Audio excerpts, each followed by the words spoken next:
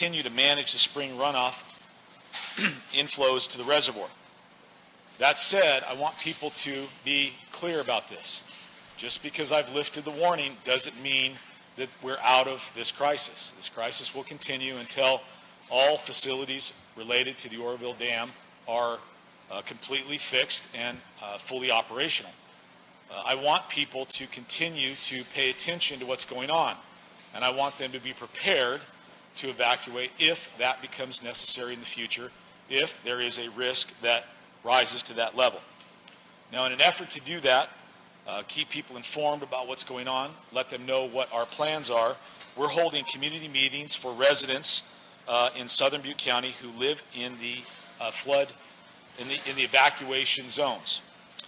There are 11 zones which cover cities of Oroville, Gridley, Biggs, and the surrounding unincorporated communities within the area, ranging from the Oroville Dam south to the Butte County line on both sides of the Feather River.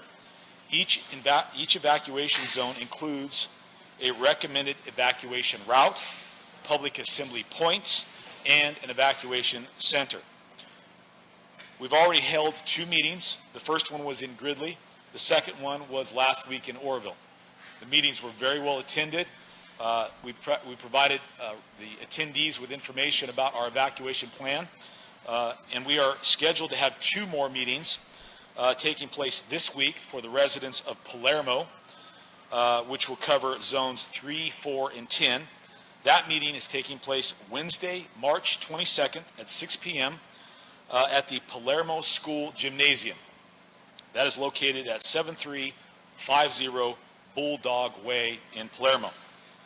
The last meeting that we have scheduled will take place this Thursday, March 30th, for the residents of Thermalito, which covers Zone 2.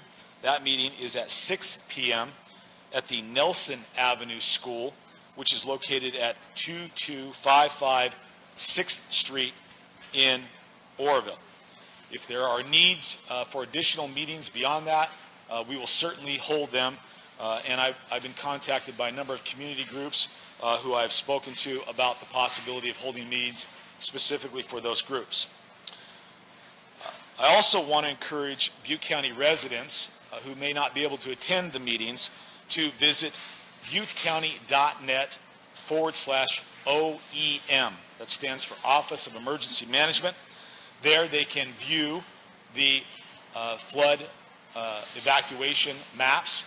They can go to an interactive map, enter their address, and determine which zone, if any, they are in. There's also information about emergency preparedness on that site, and they can sign up for the emergency mass notification system that would allow us to alert them in the event that there was a need to evacuate, or if we reissued the evacuation warning. If you have any difficulties signing up for the emergency mass notification system, I want you to email infosheriff@buttecounty.net.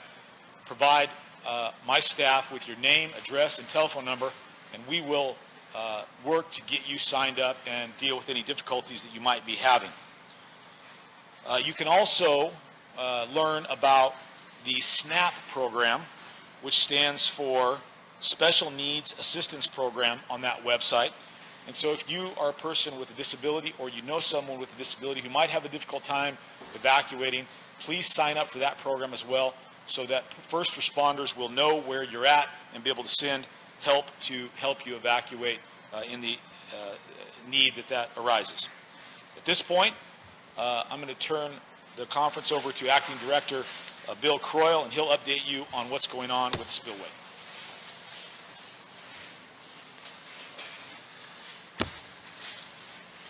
Thank you, Sheriff.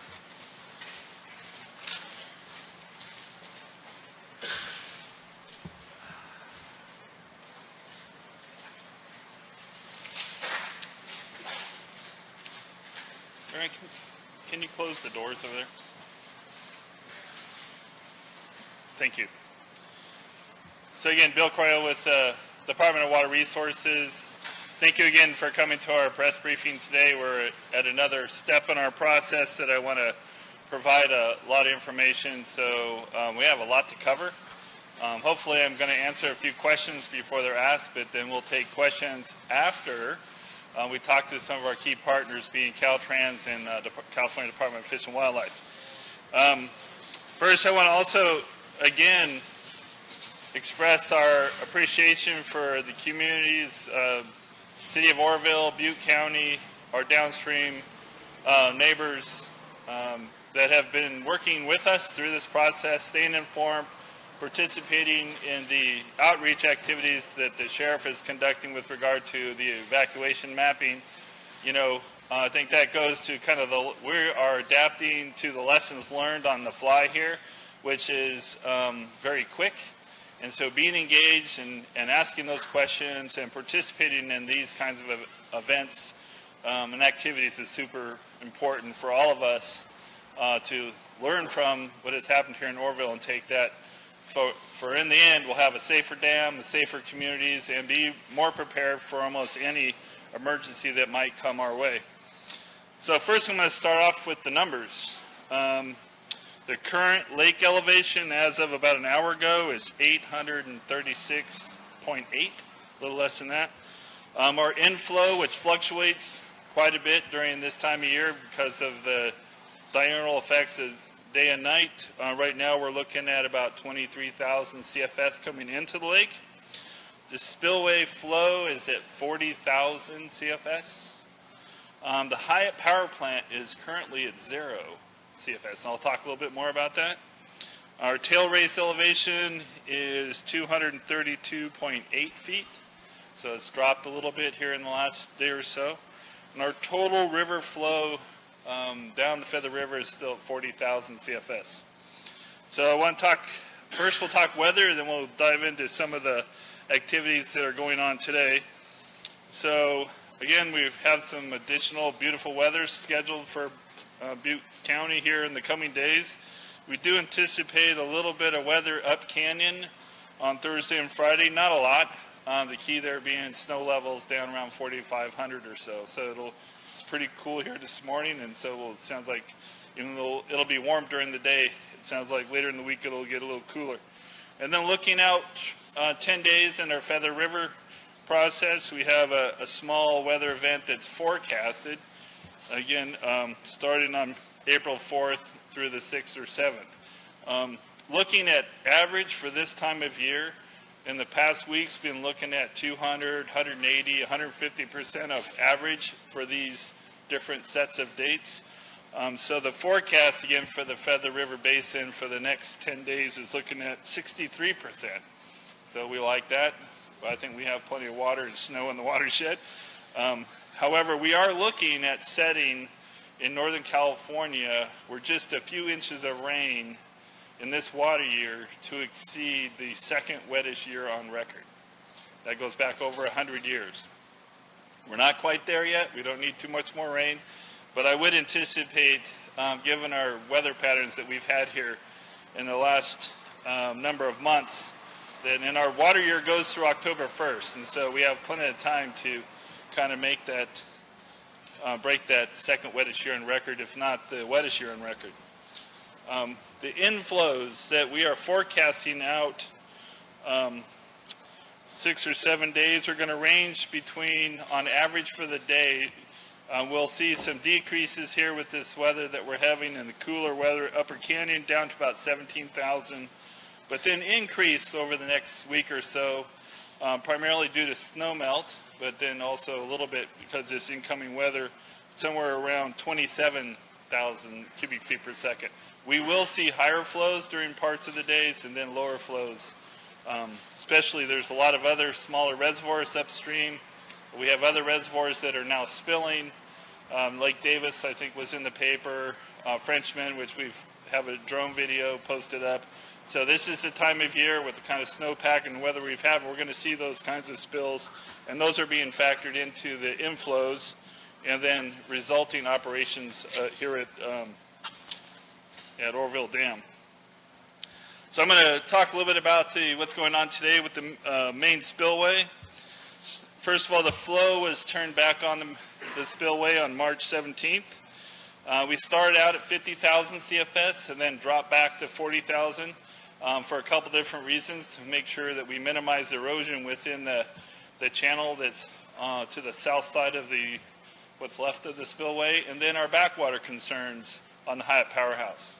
So during that time, we started the Hyatt Powerhouse at full operations, and we, over time, because of the backwater effect, started to back off on those releases to make sure that we're protecting that powerhouse and through that. And so just a day ago or so, we actually went to zero flow, and so that we could do some preventative maintenance, get that plant ready to go to full operation here, and to give some of the water that's backed up on that plant to get out of the way so we can conduct our activities later this afternoon. So we're going to start reducing the flow from 40,000 to zero starting at noon today.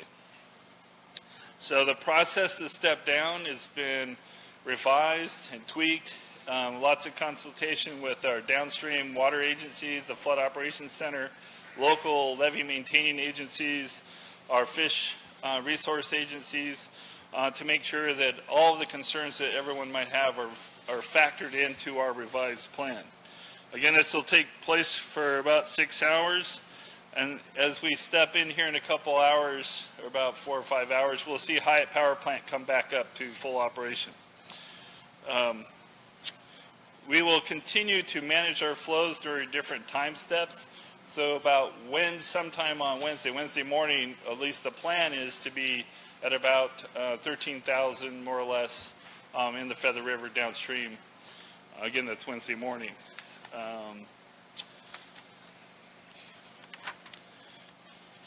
So if there's questions regarding the step down, we can kind of get into that. But again, our step today, as we start from 40,000, we'll go to 35,000, hold for 2 hours.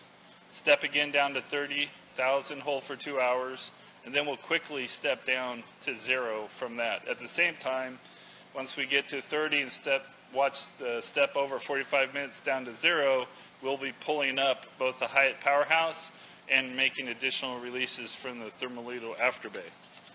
It's a fairly complicated process. Fortunately, we have a lot of different pools of water that we can draw from, and so that's what we have. Part of our emergency response team is spread throughout the region so that we can watch, turn those dials, give those monitoring, and making sure the system is acting as we've planned. So let's talk a little bit about the reservoir. So once we go through this process, again, then we'll be limited to the operation of the Hyatt Powerhouse. So right now we have 5 turbines at our disposal. Again, we'll maximize those at 12,900 like we did for quite a while. But we also have some other things going on. We want to make sure that we're operating that plant for maximum efficiency, maintenance, etc., because we want that plant to work hard all summer. So we will, over the next number of weeks, making sure that we're doing that maintenance.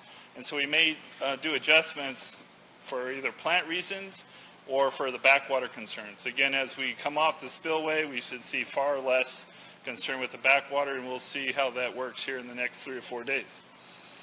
While we're off of zero Q or zero flow off that spillway, there's a number of planned activities, many of which you've already seen, and so we're going to get back on the major activity being removal of the dredge material that's down in the diversion pool, rebuilding some of the roads to access that area, so especially the area on the south that eroded away with this high flow event.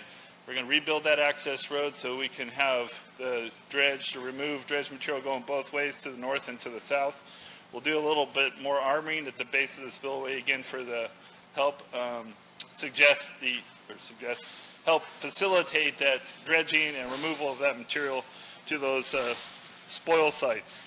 We're going to jump as soon as it's safe, which will go through a process here later today and tomorrow, to tag out the gates, make sure when it's safe, and get it cleared to get back in the emergency spillway. We'll do what we did last time, which is inspect 100% of that upper spillway and start any repairs that might be needed. So quite a bit of work has been done.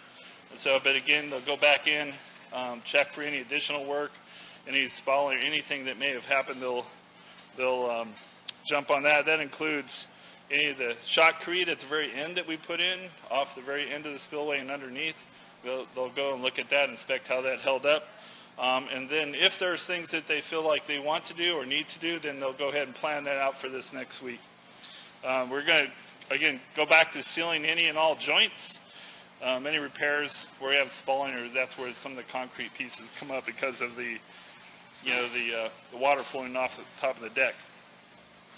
I said the additional dredging, so right now we're sitting still at about 1.26 million cubic yards of material. Again, the number of 1.7 million cubic yards total still stands. When we pull this down, we'll reassess to see how much additional material that we may have to add on to that. We'll also be working on stabilizing some of the slopes to make it safer to work in and around these areas, whether it's on the north side or the south side of the spillway. Some of that's for our emergency response teams to monitor the stability of the spillway, get ready for the next spill that we will have, and I'll talk about that in just a minute. And the idea there is, again, to learn more about this area and better protect our people and our equipment that are moving around this area. Some of that will also help us have a better idea how we access the area for the ultimate recovery of this spillway, the emergency recovery efforts planned later this year.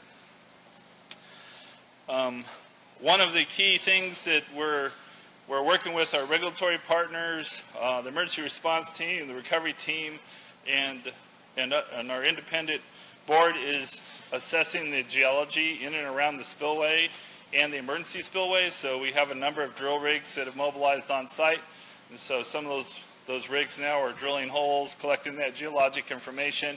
So one of the things that we're continuing to evaluate is how many holes that we want to put in the spillway itself. And so that's part of our discussion here today in the coming days. So as we put that drilling equipment back in the spillway, then we can get on with some of that geologic assessments. And that's obviously important for gathering information to validate the preliminary designs that are being developed right now with this multi-agency regulatory independent board process. I talked a little bit about the Hyatt Powerhouse. Again, we went down to zero flow. We'll bring that back up. Hopefully we'll bring it up to 12.9, which is our plan. That should resume shortly, or thereabouts 4 o'clock today. And then it'll spin back up over time. And then one of our key actions there is to monitor the backwater effect. So as we come off of 40,000, we expect the water on the back, pressing back on that Hyatt Powerhouse to be reduced. And then that allows us to bring the plant back into full operation. The emergency spillway work should be done. I think I heard there was like one concrete truck still to do or something like that, but very close. So that's good. And so then the recovery team will be back in that area assessing the lay of the land, the geologic structure, and then looking at those alternatives to bring that spillway back into a design criteria that they're still talking about. A little bit on recovery.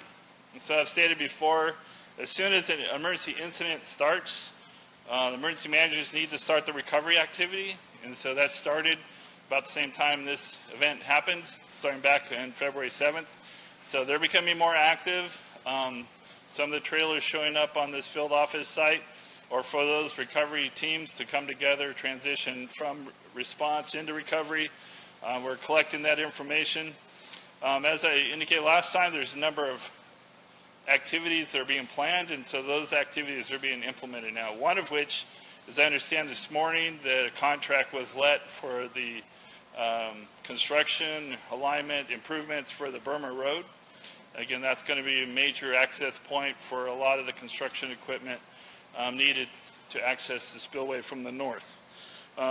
There's a rock crusher on site. We talked a little bit about that. Again, the rock crusher is going through the process of crushing rock that is available here on site and testing it so that we can see if it meets the specs for the ultimate reconstruction of the spillway.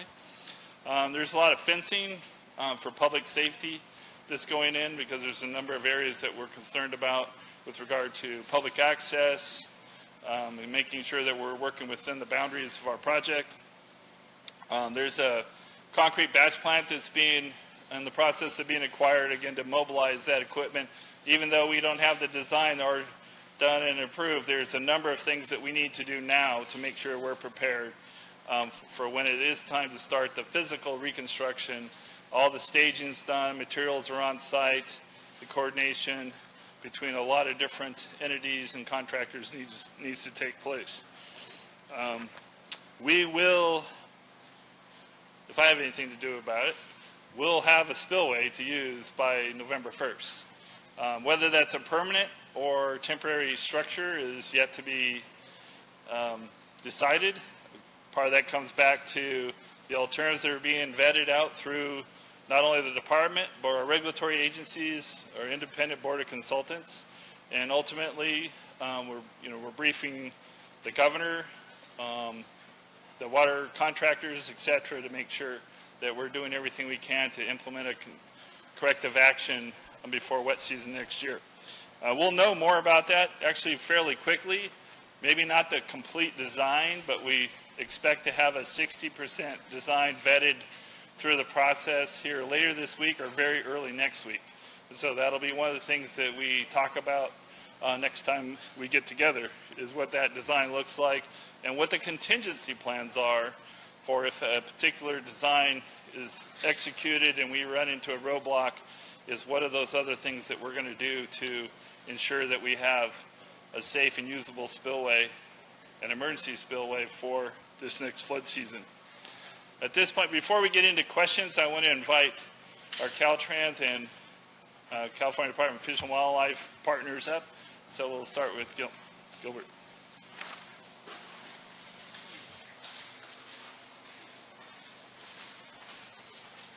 Good morning. My name is Gilbert Mose-Chan. I'm with Caltrans, and I just wanted to first of all thank the Department of Water Resources and Butte County for their cooperation and the work that we were involved in.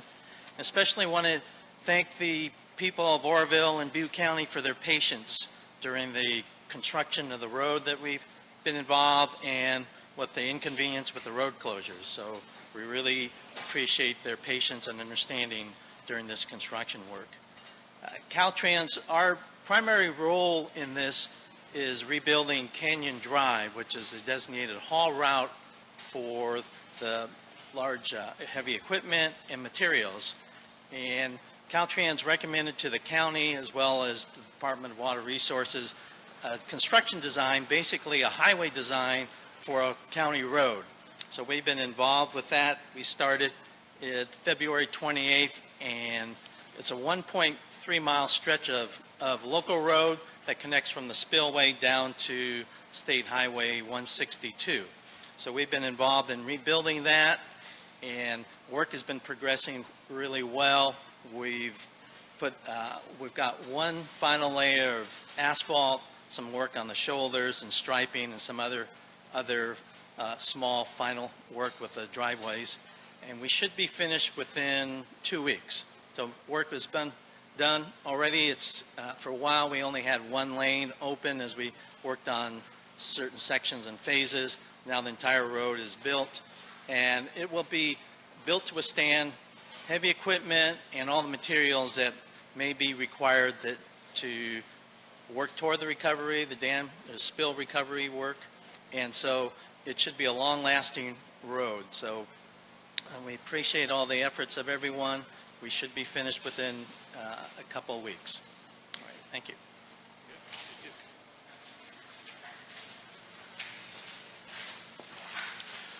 Thank you, Bill. Appreciate it. Department of Fish and Wildlife, we've worked really well with DWR, and they just tremendous effort. They had a huge problem, huge issue up here, but they worked really hard to help us save 9 million fish with virtually no loss whatsoever. So for the state's anglers, which is our concern, it was just a tremendous effort. So a couple of things. Last Monday, a week ago today, we released the first million spring run Chinook salmon, and those are a federal and state threatened species, so a critically important species for the ecology. The next million fish are being tagged, and every one of these fish is going to have a tiny little pit tag in it. So in 3 years, we'll know how successful we were during this incident to get all those fish back up to the Feather River to spawn. The Oroville hatchery, the Feather River hatchery here in Oroville, is critically important hatchery. They raise more than 50% of the state's fall run Chinook salmon, which is what you go catch. So a tremendous effort by everybody, CAL FIRE and everybody, to save our facility, keep our people safe, and ultimately 9 million fish. So at the moment, there's an additional 4 million fall run Chinook salmon at the Annex Hatchery along Highway 99 that are in pretty good shape. And we're continuing to work to release those fish, which we will when they're appropriate size and the water conditions continue to exist. Thank you very much. There's a joint DWR CDFW effort to rescue fish. You've probably seen a lot of media coverage on rescuing fish and doing an assessment of the riverbank. And if there are any fish there, we're going to try to get them out. And that work will continue this week. We're planning it to hope that if there's any fish out there, especially threatened green sturgeon, that's what we're going to work for. One thing, the Feather River hatchery remains closed and closed until further notice. So we ask people to stay away. It may not look like that it's a dangerous situation if you just look, but there's a lot of equipment out, a lot of safety equipment out, fire hoses, things like that. We're trying to save fish. So we ask that people stay out of the Feather River hatchery. So that's all I have. If you have individual questions, I'm happy to stick around and ask them later. Okay, great. Thanks, Bill. Thank you, Andrew. So this is the part we'll go to some questions. Bill, at this point, are you confident that the spillway can be rebuilt, or do you think that you might have to reconstruct a whole new one? I think that we're confident we're going to have a spillway by next year. And so whether it's the entire spillway or a portion of the spillway, whether that's this year or next couple years, I think that's yet to be determined. That'll be part of our process that we're going through this week. So we should have a much better idea by Friday or early next week. Are you bothered by the notion that you might not have a permanent fix but it might just fall? I'm not bothered by that. No. What part, do we have a new assessment of cost or like $1.7 million? Yeah, I don't have any updates on the costs of that. The costs are being validated and going through and checking for accuracy, as well as being careful about trying to lay out the cost between the response activity, not just for the department, but like for Caltrans or CDFW or other agencies that have been working with us, as well as, the recovery activity, which has, as I said earlier, started. So part of our strategy here in the coming weeks and months, really the rest of the year, is to come and meet with you and, the public and the media to get through the regular update on the progress, the costs, the challenges, and the successes as we move through this process. And so a lot of that information will be developed, and we're looking at a kind of a 2-week cycle once we get out of this kind of emergency response mode that we hope to be out of this by the first part of June. What's the latest dollar estimate after this time for rebuilding? I'm going to go. The latest one I've been told is I'm going to go back to the 100 to 200 million, which was early February, and so again we'll know more about the estimates later this week or early next week. Are you considering using other materials in this next permit? Are we looking to use other types of materials? I'm going to go back to all options have been on the table. I think you're going to use a lot of concrete, a lot of rebar, and so it just depends on, again, the strategy that they take. There are other materials that have been considered in part of the an evaluation process. Steel beams, bridge sections, precast structures, but we'll see what they have to say. I haven't actually seen like the proposed 60% design primary and secondary alternatives yet. We'll learn more about that in the next couple days. When you finish bringing the main spillway down to zero by this evening, is it your expectation that's it for the season? Or do you think you're going to use it again? No, that's a good question. We fully anticipate to use the spillway again at least once and maybe 2 more times. It comes back to the amount of snow that we still have above this reservoir in the Feather River watershed, how much water we move through the spillway when we activate it again, how much water we want to store behind the reservoir before we actually activate the spillway. So At the moment, our plan is to go back up to 860, 865 through consultation with the Sheriff's Department, our regulatory agencies being our Division of Safety of Dams and our FERC regulatory agencies in consultation with the Army Corps of Engineers. And so all of that, how high we fill the dam up, and then the higher we go, the less probability we'll have to have a second or a third spill. But at the moment, I think we'll start at 860, which is about 20 feet above or 22 feet above where we are today. But we continue to have those conversations as we move through the weather forecasts and the inflow modeling that's occurring basically twice a day.